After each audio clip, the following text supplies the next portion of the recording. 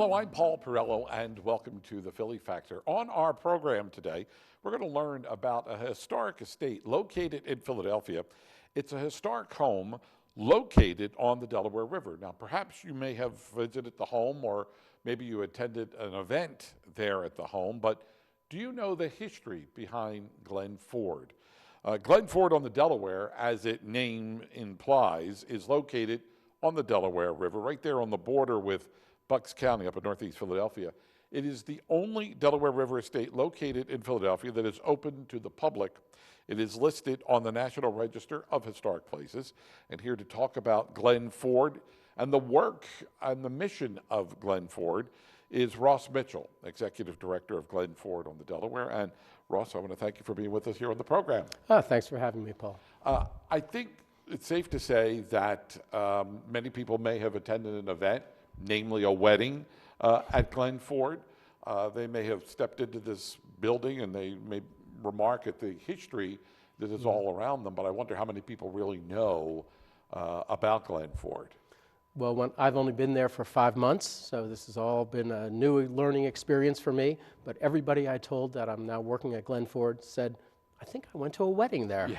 Right? So it's really known as a wedding venue, which is pretty much how we support ourselves as well. So it's a historic site built in the early 1850s, an Italianate mansion on the Delaware. It's a 30,000 square feet building right now, and it's a beautiful window into the history of Philadelphia. Sure. I want to talk about your work and the work of the Conservancy, which is actually the group that runs Glen Foerd. We should mention here that Glen Foerd has nothing to do with the actor, but it really harkens back to a time when immigrants came to the United States and mansions like this existed because people of tremendous wealth may work in downtown Philadelphia, but they resided outside of what was then perceived the city limits. We hear of mansions in the Germantown section of the city. So Glen Foerd was one of these buildings that was built where people of wealth would reside. Yes. So the original owner, Mr. McAllister, was a financier, an immigrant from Scotland, and he named the estate after he named it Glengarry originally after his local hometown in Scotland. And when he moved here, he lived in Washington. He was a confidant of presidents, every president from Jackson through Lincoln. He was a big finance guy, and this was his summer retreat from his home in Washington, and lived there until his death in the 1880s, and his daughter lived there after that, and then it was purchased by the Foederer family, and the Foederers made their money through developing a kid leather tanning process, tanning goat skins. Okay. So they entered their goat tanning process into the Columbian Exposition, the World Fair in Chicago in 1893, I believe, and they won first prize. And they developed a new tanning process for taking goat skins and using chrome to tan it, and it speeded up the tanning process, cut it like time-wise in half, and got this very subtle leather product. And their company was called Vichy Kid, and it was right in Frankfurt. It was a huge factory, employed like 5,000 people. Wow. And they owned a mansion on North Broad Street along with all the other wealthy folks in Philadelphia at the time. And they bought this house when the Foederer, the husband and wife, before they were wealthy, they took a boating excursion, and they rowed their boat up to this house, and they made a youthful vow that if they ever got wealthy, they would buy this property. How about that? And they did years later when they got wealthy. So this was their summer retreat from their other house on North Broad Street. How about that? Yeah. How does the home then become more than a home? It actually becomes a destination for many events, and namely, what we said at the beginning here, a wedding venue. But people lived in that home for quite some time. It just didn't, they didn't abandon it and, boarded it up and it just was left there to rot. There was actually a woman who owned the home that lived there until her death. Yes. So the Foederer family renovated the house, greatly expanded it from like 1895 through 1904. Mr. Foederer was a state representative, or a U.S. representative, a political guy. He was on all of the boards of the major companies, but probably through this tanning process, which is heavy on the chemicals, Right. He died of I believe, a kidney ailment, like in his late 40s. Wow. So he never even lived to see the house completed from their renovations. But his wife lived there until she died, and then her daughter lived there until she passed away in early 1970s. Wow. She was very religious and willed it to the Lutheran Church. The Lutheran Church came in the early 70s, mid-70s, and they used it as a retreat, and used it for a number of years, 10 years roughly. And there were some financial issues, and they decided to sell it. And they were going to rip it down and build apartments, which have been a real loss. And the neighbors, there's a small little community of neighbors that are hard up on it, like a 4-square-block community, and they were appalled at this idea. They found a clause in the will that said if the Lutheran Church didn't keep it, it would revert to the community. They sued the Lutheran Church and won, and they got ownership of this property. And being a group of neighbors, they weren't in any position to own this property. Sure. So the city stepped in and took ownership of the property itself, and they formed a 501c3 to run the property, and that's who I work for at this point in time. And so they did an incredible job of making that transition from finding a way to support this property through weddings at first. And it's evolved into, now it's a historic site, and we're trying to professionalize the staff to get it to take it to that next level. Even though it's been a nonprofit since the early 80s, somehow it's like a startup at the same time. Yeah, what's remarkable is that it sort of has morphed from a wedding venue into a part of the community, and there's so many different programs that are now offered there at Glen Foerd. And I know that people could take a tour of the home on Fridays. There are guided tours where, whether you're from the community or just passing through, you could take a tour and see this magnificent building that otherwise you may pass on the street but maybe aren't aware of what's behind the front door. Right, yeah, we have guided tours on Friday mornings and Sunday mornings as well. And so you get a tour and you understand who the history of the people who built it, who lived there, the Foederer family, the McAllister family, and you get to see the art collection. There's a huge art collection there and a big art gallery just dedicated to the display of the collection, a lot of furniture. We have an artist in residency program where artists come in, contemporary artists come in and reinterpret the historic site through their own art and through their creative interpretation. So we have those on display. So it's a wonderful new way of seeing a historic building. Maybe a lot of people wouldn't be interested in just seeing old stuff, but this is a new way of interpreting our history. Can you give us, I guess, a geographic location? Because a lot of people may think where Glen Foerd is located. They may have passed perhaps another building that they thought was Glen Foerd. But what is the location of this building? I myself had that same problem when I went to interview for the job. I thought I had been there, and I discovered no, I had never been there. Yeah, that's very true. So Sure. It is right at the corner of Grant and State Road in Northeast Philadelphia, right at the very end of Philadelphia, or as I like to say, it's the gateway to Philadelphia. Right. But it's right up on the river, the Pekessing Creek and the Delaware River. You can't see it from the road, so you have to go around through the community to get there. So it's a little bit of a little confusing to get there. So one of my projects is I want to change the entrance to right at the corner of State and Grant Road, Grant Avenue.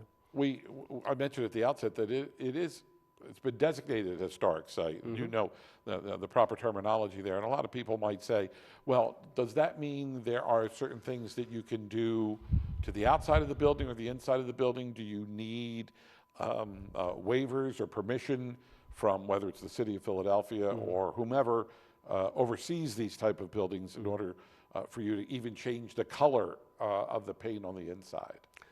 So when you have a historic designation, doing what you want to do on the inside is fine. So we don't have to worry about that, although, you know, I'm very concerned about historic preservation, and that's, you know, one of my jobs.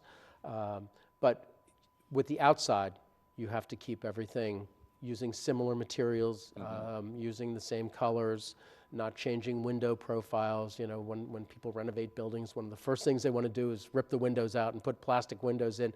Well, that can really change the profile of the building. And new plastic windows don't last half as long as even the old windows. Anyway, Sure. that's a little pet peeve of mine. But yes, we need to replace the balustrades in similar materials. Yes, you need to be very sensitive to the original materials and to keep it looking the way it looked. So what do you use, not you personally, but the staff there at Glen Foerd?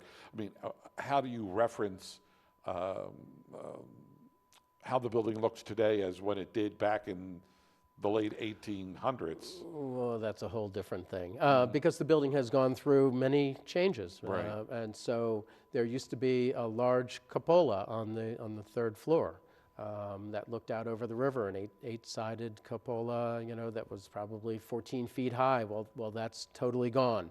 You know, a lot of things get changed over the years, and you know, it's like with a painting. You know, it's you don't restore a painting; you conserve a painting. Sure.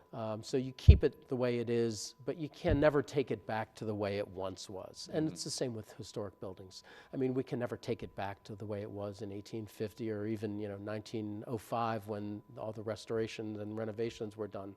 But we try to keep it the way it is now as much as possible. You know, certainly if I had, you know, unlimited amounts of money, I would like to rebuild that cupola on the top floor. But you know, if we just keep it looking preserved and protect the element, the envelope, and you know, keep it looking as much as possible.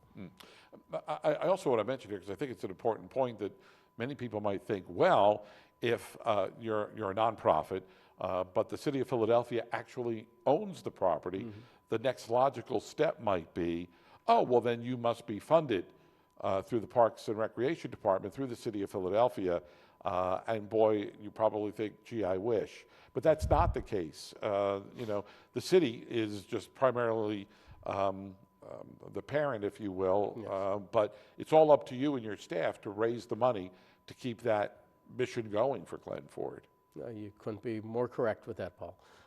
Yes, the city owns the property, but they have no line item in their budget for us to take care of the property. So we spend $1,000 a week just taking care of the landscaping, because being a wedding venue, everything has to look 100% perfect as much as possible. And so we are responsible for everything. We pay $1 a year lease fee for the building, and but we are responsible for all repairs, for the electric, for the landscaping, for everything. And so that's my challenge. Yeah. My challenge is how to find the money to protect the site, to preserve it, to improve it, and it's through a variety of sources. It's through membership. It's through creative and innovative programming. It's through one of the new things that we got was we got a $500,000 grant from the William Penn Foundation to start a boating program.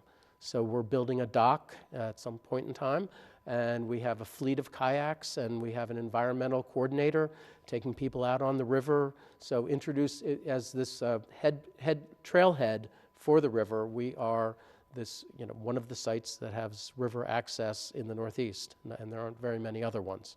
So we're using this grant to really leverage our site as a destination for river access and river sailing events. So when you make a step in that direction, then does that perhaps afford other opportunities?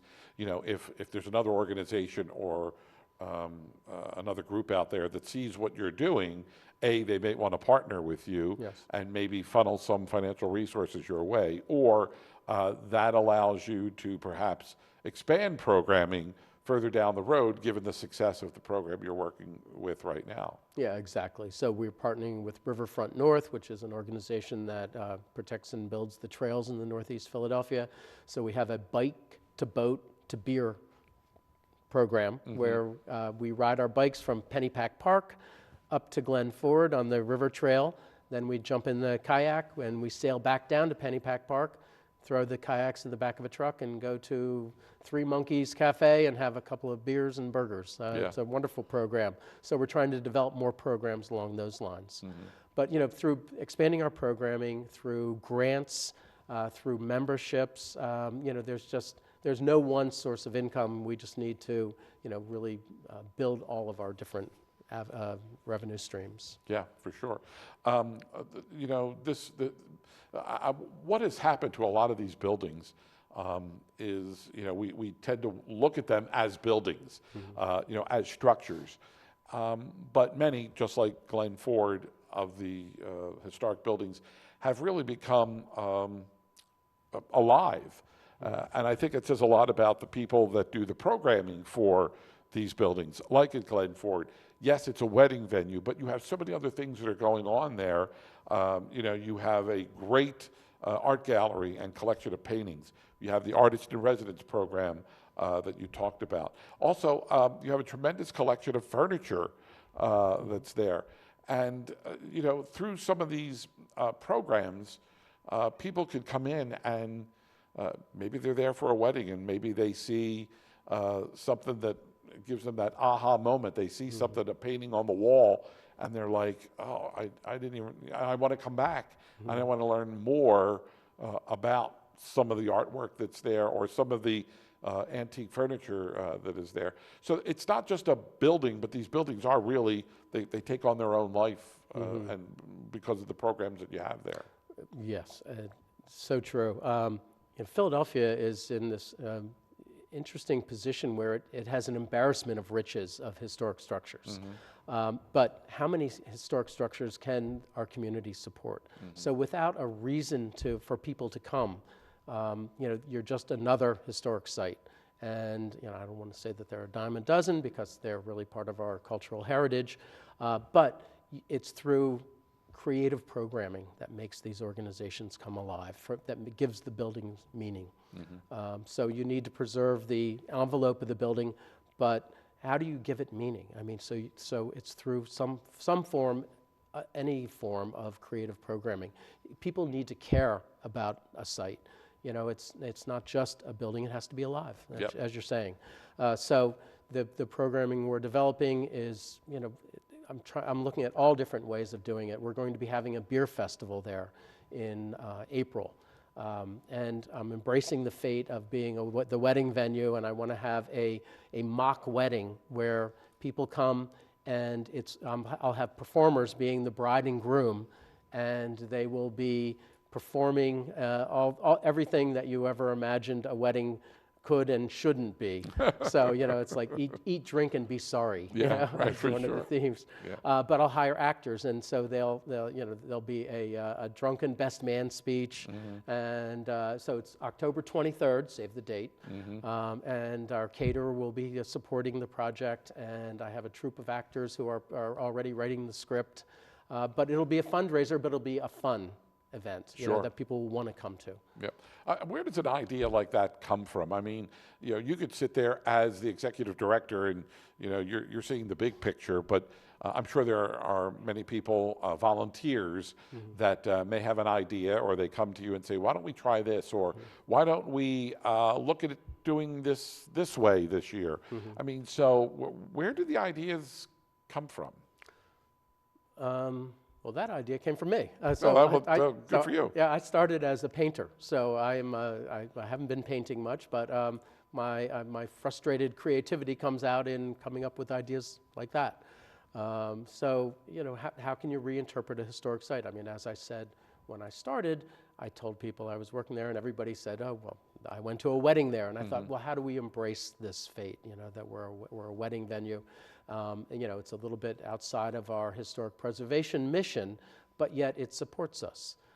So that was the incubus to that thinking. It's like, how can we support it, and own this fate that we are a wedding venue. Yeah. We talked prior to our show about here's this historic building, this historic mansion. You have all this art and artifacts and furniture all around you, and then you're now opening the front door as a wedding venue. One has to be concerned about the history that's inside the four walls there. So you told me that there was a concern before that you need to respect the integrity of these artifacts. So you had to do a little bit of rearranging of artwork in order to protect the artwork while you have a wedding taking place. So yeah, the weddings take place right on the banks of the Delaware. I mean, it's a wonderful place to get married. It's just incredibly beautiful. And then the receptions come into the first floor. And it was filled with the family's furniture. But things were getting ruined and damaged and stained from the wedding guests. And so we moved everything into storage on the second and third floor. And so it's an open space now, so to protect the site. So it loses some of its historic character, but that's how we support ourselves at the same time. And we have site supervisors, employees of Glen Foerd, who are always on site whenever there's a wedding. So they are our eyes and ears and to protect the collection, to protect the building, and just to make sure that everything goes well. During those weddings, can people roam around the home to see some of the artifacts, or they're basically confined to where the reception is located? No, the second floor is open as well. The first floor is where the bars and the hors d'oeuvres are. And Jamie Hollander, our dedicated caterer, does a fantastic job. But the second floor is open with the art gallery, and we have one or two rooms that are open for visitors to view as well. So you do get a taste of what Glen Foerd has to offer. Yeah. You talk about the artwork that's there. Is there anything that stands out or is notable? I mean, people might be looking at a painting on the wall and perhaps may not understand or appreciate who the artist was behind that painting. Yeah, well, artistic or painting interpretation is always a challenge in any museum. I know studies have shown on average people spend 10 seconds reading the blurb under a painting in a museum and 3 seconds looking at the painting. Yeah. So that's always a challenge. I'm still new there, and I haven't really been able to rehang the collection, but I really would like to help that with that interpretive process. There are some paintings that are by artists of renown. We have 4 Violet Oakleys, local Philadelphia female painter. We have a John Constable, and there are some interesting paintings otherwise, because there's 4 Rembrandts, and I know that there was a committee of that were looking at all the Rembrandts around the world to certify them, and nobody ever came knocking on our door. There's a Van Gogh, which I can't believe is a Van Gogh. There's a Monet, which I don't think is a Monet. So my understanding is, and I'm still doing research on this, is that when the Foederer family, who were nouveau riche, when they expanded the building, they built an art gallery. And my understanding is that they hired an art consultant to go to Europe, and they gave him some money to buy paintings, and this is the collection he brought back.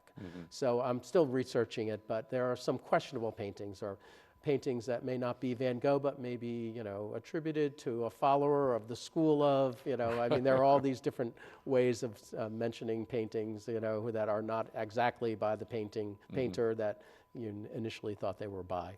I want to mention your youth program too. There's a youth boat building workshop because it's one thing people could go in and they could appreciate the art and the furniture and the artifacts, but if you get the youth involved at a young age, chances are they're going to be lifelong learners, and they're going to have a connection with Glen Foerd. Can we talk a little bit about that program? Sure. Yeah. And the William Penn Foundation, who have been very generous funders of our programming, one of their main missions is to help people reconnect with the waterways. So we received this grant to build a dock and to expand our boating program. And one of our tenants, I don't even know a partner, I guess you would call it, it's Philadelphia Waterborne, and we have a very large 2-story carriage house, and they have a boat building facility in the carriage house. and they are our partners in our kayaking and boating program as well. And they build kits to build rowboats, and they take the kits into the Philadelphia schools and build boats in the schools, and then bring the children back to Glen Foerd and take the boats out on the water and introduce them, to connect them with the riverways, to hopefully get a whole new generation reconnected with appreciating our rivers and waterways, and with their goal being a drinkable, swimmable river. It's a fascinating program, and if you want to know more about what Glen Foerd has to offer, the website is www.glenfoerd.org, and that's GLENFOERD.org. And I want to thank you for coming on the program and talking about your work, and continued success, best of luck, and anything we can do for you, please, by all means, let us know. Thanks for being with us. Thank you, Paul. All right. Until the next time, ladies and gentlemen, thanks so much for tuning into the Philly Factor. We'll catch you next time right here on the program.